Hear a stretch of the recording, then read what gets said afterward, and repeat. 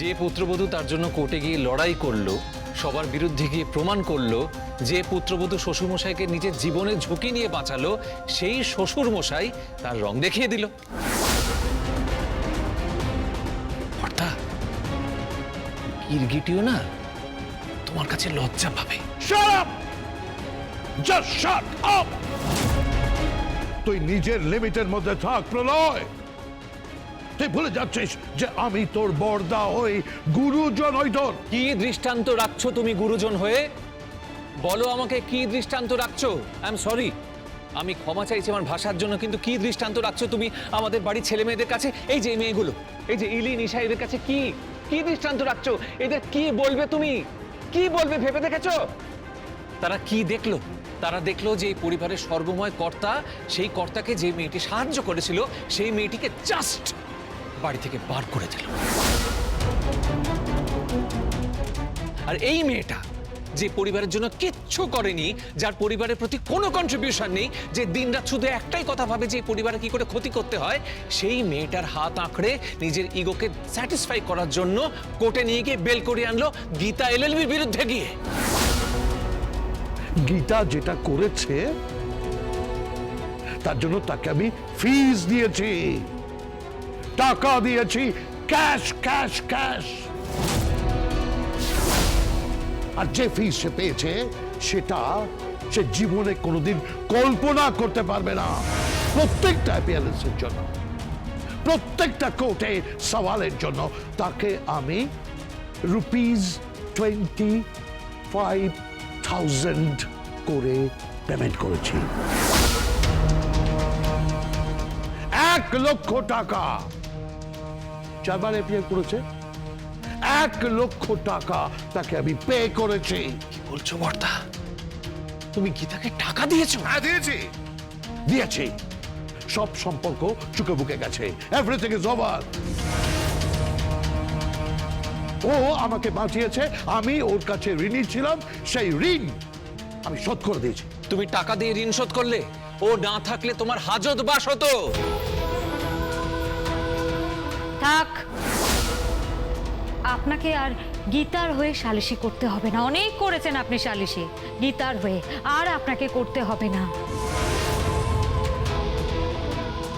গীতা ঘরে পুলিশ ঢুকিয়েছিল, আমার ঘরে সার্চ করিয়েছে পুলিশ দিয়ে। হ্যাঁ করেছে, করেছে বলেই তো পেয়েছে। কি পেয়েছে জানো না তুমি?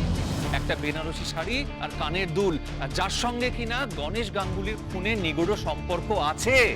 তুমি কি অস্বীকার করতে পারবে? পারবে অস্বীকার করতে? পারবে না। আর এই যে গিনি, তুমি কি জানো যে কাল রাত্রিবেলায় বাড়িতে লোক ঢুকেছিল? হ্যাঁ, এই বাড়িতে কালকে রাত্রিবেলা লোক ঢুকেছিল, এমন একজন যে কিনা আমাদের বাড়িটা পরিষ্কার ভাবে চেনে। এই বাড়ির প্রত্যেকটা ঘর, প্রত্যেকটা কোণ, সবকিছু তার চেনা। কি করতে এসেছিল আমি বলতে পারবো না, আমি সত্যি বলতে পারবো না, আই এম নট শিওর। কিন্তু কিছু একটা ক্ষতি করতে সে এসেছিল। একজন অনাহুত আততায়ী খুনের চেষ্টা করতে এই বাড়িতে ঢুকেছিল।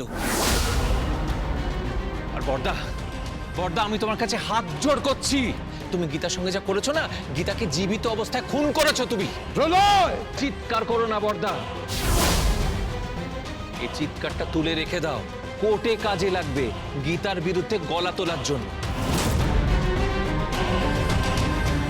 তবে আমি জানি কিচ্ছু হবে না এসব করে, তুমি কিচ্ছু করতে পারবে না।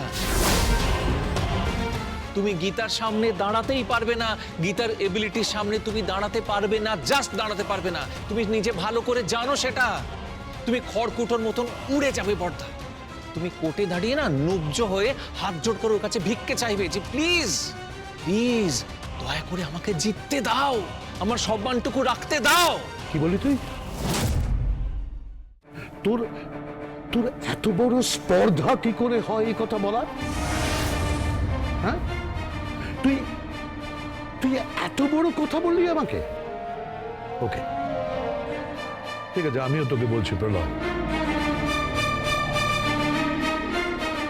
গীতাকে আমি যদি ডিফিট করতে না পারি এই কেসে, আই রিপিট, গীতাকে আমি যদি এই কেসে হারাতে না পারি,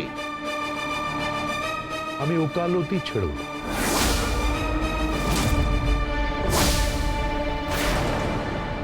ও প্রমিস?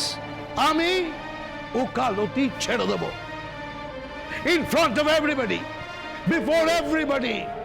আমি এটা প্রতিজ্ঞা করলাম। জেঠু, তুমি তুমি মাথা ঠান্ডা করো। আর তুমি এইসব কি বলে যাচ্ছ? তাছাড়া জেঠু, তুমি গীতা বৌদিকে এভাবে বাড়ি থেকে তাড়িয়ে দিয়েছো, এটা কিন্তু তুমি ঠিক করনি। ইলিন, তুই জেঠুর সমালোচনা করছিস? আমি তো জাস্ট ভাবতেই পারছি না। জেঠু এই বাড়ির কর্তা, সে যা খুশি তাই করতে পারে। আর আমাদের থেকে জেঠু অনেক বেশি দায়িত্বশীল, অনেক বেশি অভিজ্ঞ। আর এই পরিবারটা তো জেঠুই চালায়। তাই আমার মনে হয় তার মুখে মুখে কথাটা না বলাই ভালো। দেখুন ছোটকা, দেখুন, এই বাচ্চা মেয়েটি পর্যন্ত বোঝে, আর আপনি আপনি বোঝেন না, তাই না? আপনি বোঝেন না। ছোটকা, বাড়ির সম্মানটা সব থেকে বড়।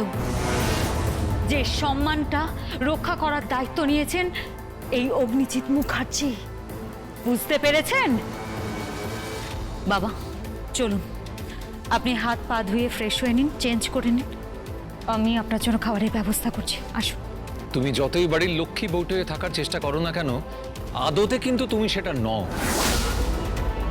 জাস্ট ওপরে একটা খোলস রেখেছো তুমি, অ্যান্ড আই এম শিওর সেটা কোনো একটা মতলবে। বিনা মতলবে তুমি কিচ্ছু করো না গিনি মুখার্জি। ছোটকা, নিজের সীমার মধ্যে থাকুন, নইলে কিন্তু আমি ভুলে যাব আমাদের সম্পর্কটা ঠিক কি।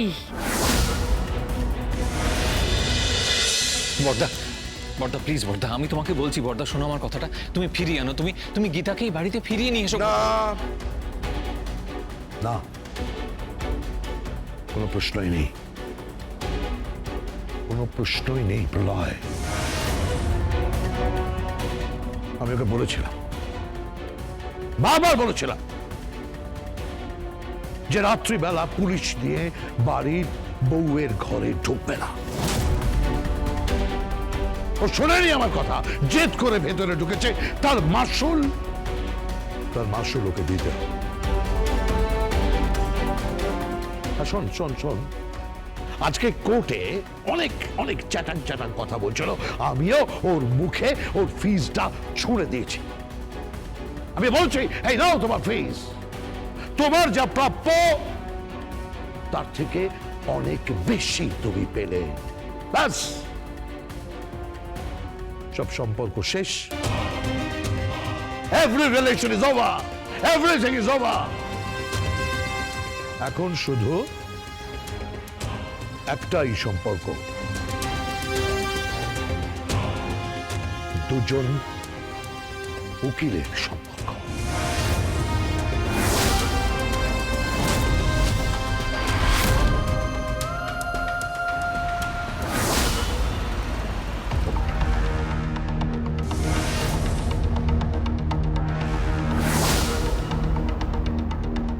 এসো।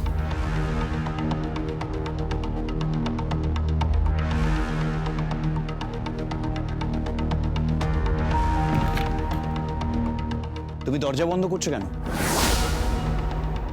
স্বস্তিক, এটা একটা গেস্ট হাউস, তাই দরজা বন্ধ করাটাই বাঞ্ছনীয়, তাই না? তোমার যেটা বলার সেটা বলো, আমার তাড়া আছে। কেন? কোথায় যাবে? বউয়ের কাছে? প্লিজ, যেটা বলার সেটা বলো। যা বলার সেটা তো বলবোই। প্রথম থেকে একটা কথাই বলবো। কি? I love you, I love you.